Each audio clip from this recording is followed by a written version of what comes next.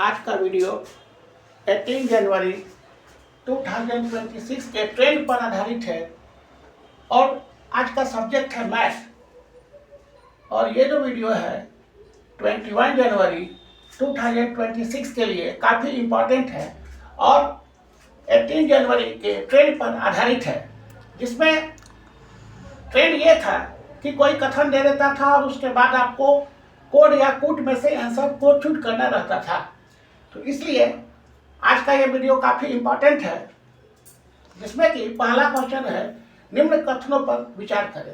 एक बनिया खरीदते तथा बेचते दोनों समय 10% 10% की ठगी करता है और 20% लाभ पाएगा। पहला स्टेटमेंट कह रहा है एक बनिया खरीदते तथा बेचते समय यदि 10% की ठगी करे तो उसे 20% लाभ होगा। और दूसरा कह रहा है एक व्यापारी 23% कमीशन देकर 10% लाभ कमाने के लिए 2010 रुपीज के क्रय मूल्य के वस्तु पर अंकित मूल्य 300 लिखता है। तो इनमें से कौन सा स्टेटमेंट सही है? तो अब हम लोग दोनों कथन पर विचार करेंगे और समय कम, जल्दी जल्दी। अगर बनिया खरीदते और बेचते समय 10% की ठगी करे तो कितना परसेंट का लाभ कमाएगा? एक सिंपल सा फॉर्मूला रहता है इसके लिए, x plus Y plus X Y by 100। तो आप देखिए कि 10% की ठगी करता है खरीदते समय और बेचते समय, तो इसका जो है टोटल लाभ इसी फॉर्मूला से निकलेगा। जैसे x का वैल्यू भी 10 दीजिए, y का वैल्यू भी 10 दीजिए, क्योंकि दोनों तरफ में उसको फायदा ही है। और ये 10/100, इसका बाई 100 होता है, ये कैंसिल हो गया तो 10 और 10 20 और 1 ऐड हुआ तो 21। तो प्रॉफिट हो गया आपको 20% नहीं बल्कि 21%। तो आपका ए जो है स्टेटमेंट पास हो गया। देखिए ए स्टेटमेंट पास हो गया, तब आपको ये देना है कि ए स्टेटमेंट जो है वो फाल्स है। अब हम लोग को चूंकि ऑप्शन में दोनों सी ऑप्शन बता रहा है कि दोनों स्टेटमेंट गलत है, तो इसको हम लोग को ये एग्जामिन करना पड़ेगा कि अब दूसरा का जो स्टेटमेंट है वो फाल्स है कि सही है। तो हम लोग इसको कैसे करेंगे? तो अगर एक व्यापारी 23% का कमीशन देकर 10% का प्रॉफिट कमाने के लिए अपने सीपी पर कॉस्ट प्राइस पर 210 रुपया अंकित करे,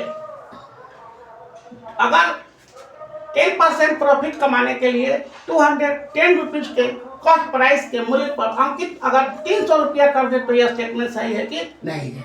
तो हम लोग को कितना आएगा? तो हम लोग इसको किस तरह से बनाएंगे?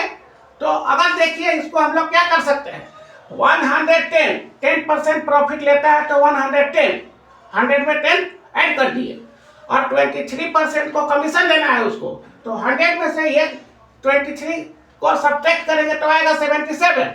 और यहाँ पे 210 कॉस्ट प्राइस है, तो कितना लिखेगा, मार्क कितना करेगा, ये हमको निकलेगा। अगर ये 300 निकल जाए तो इसको हम लोग कैंसिल आउट करेंगे। 7 से 3011 और ये 10 बार में कैंसिल हुआ तो 3 × 10 30 × 10 300। तो ये स्टेटमेंट आपका सही निकल गया। ये वाला गलत था और ये वाला जो लाइन है 300 लिखने वाला वो लाइन सही है, क्योंकि हम लोग कैलकुलेट किए। कैलकुलेशन में ये है कि 23% कमीशन तो 23 को माइनस किए 100 से और 10% प्रॉफिट तो 10 में जोड़ दिए और जो कॉस्ट प्राइस था उसको यहाँ पर किए, तो हम लोग को कितना उस पर मार्क करेगा, 300 निकला। और 300 ये स्टेटमेंट में दिया भी है। अंकित मूल्य 300 रुपया लिखता है, ये लाइन सही हो जा रहा है। तो बी आपका सही है। ए गलत है लेकिन बी सही है, तो ऑप्शन हम लोग का हो गया बी। अगले सवाल पे जाते हैं। निम्न कथनों पर विचार करें। अधिकतम बांस की लंबाई 17 मीटर है, जिसे 12 मीटर लंबा, 9 मीटर चौड़ा और 8 मीटर ऊंचा भवन में रखा जा सकता है। अब आपको यहाँ पे ये जो है आगे का भी स्टेटमेंट पढ़ के जवाब देना है। और आगे यहाँ पे इस लाइन का कोई मीनिंग अभी नहीं है, लास्ट सवाल है। और बी है कि अगर किसी स्क्वायर की भुजा 10% घटाकर फिर 10% बढ़ा दी जाए तो क्षेत्रफल में एक 1% की वृद्धि होगी। कौन सा है? अब हम लोग इस पर अगर विचार करते हैं तो अधिकतम बांस की लंबाई जो होता है वो डायगोनल होता है।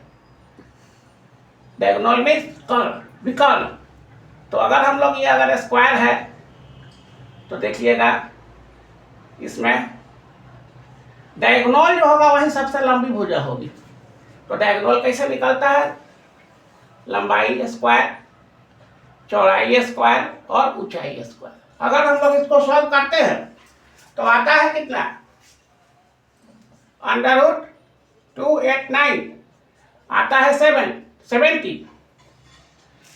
आता है। तो 17 तो सही बता रहा है, इसका मतलब ये स्टेटमेंट आपका सही है, ये स्टेटमेंट सही है। अगर किसी स्क्वायर की भुजा 10% घटा के 10% बढ़ाई जाए तो यही पहला वाला फार्मूला x + y + xy/100। यहाँ पर क्या होगा? 10% माइनस, x वाला होगा -10 और y वाला होगा 10, क्योंकि ये 10% घटा के 10% बढ़ाता है। Final result -10 + 10 -10 × 10/100।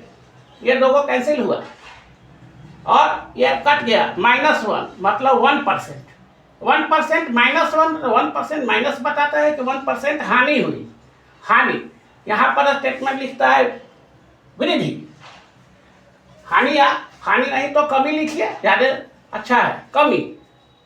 तो ये कमी होने का -1 बता रहा है, माइनस जो साइन है वो बता रहा है कि ये कमी हुआ है। ये वृद्धि होने का बात किया तो ये स्टेटमेंट गलत हो गया।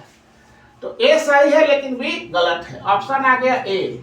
ठीक है, अगला सवाल, निम्न कथनों पर विचार करें। n लगातार प्राकृतिक संख्याओं का जो है एवरेज n + 1/3 होता है। यह स्टेटमेंट गलत है क्योंकि यहाँ पर 3 नहीं होता है, n + 1/2 होता है। एग्जैक्ट फार्मूला है इसका, हम इसके पहले एवरेज का वीडियो बनाए थे, उसमें ये दिए हैं, ये लाइन आया है। तो n + 1/2, तो फर्स्ट स्टेटमेंट ए जो है वो गलत हो गया। अगला, लगातार संख्याओं का औसत इक्वल टू पहली संख्या प्लस अंतिम संख्या बाई 2, ये दिया हुआ है, में कौन सही है?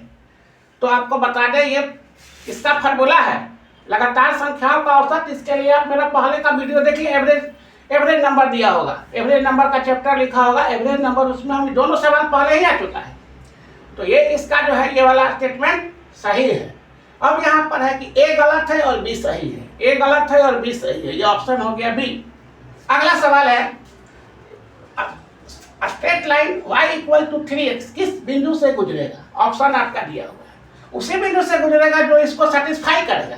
तो आप पहले देख रहे हैं कि 0 0 ही सेटिस्फाई कर रहा है, 3 × 0 मतलब 0 = 0, तो ये सेटिस्फाइड किया है ना। तो ये ऑप्शन ए आपका सही होगा। इस तरह से इस वीडियो को हम अभी बंद करने वाले हैं, क्योंकि 18 जनवरी 2026 के ट्रेंड के आधार पर ही ये वीडियो आपके सामने आया है, इसलिए आप इस सभी सवाल का अच्छा से अध्ययन करें। Thank you.